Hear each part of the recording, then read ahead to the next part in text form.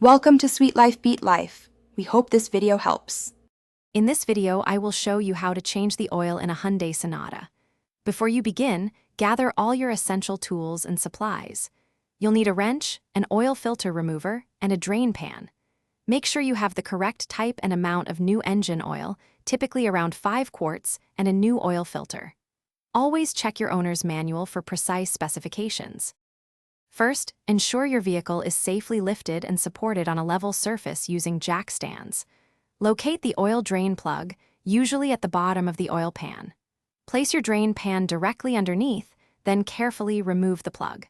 Allow ample time for all the old, dirty oil to completely drain out. This usually takes about 10 to 15 minutes.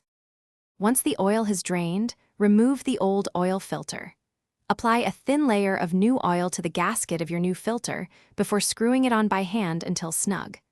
Reinstall the drain plug, tightening it to the manufacturer's specifications.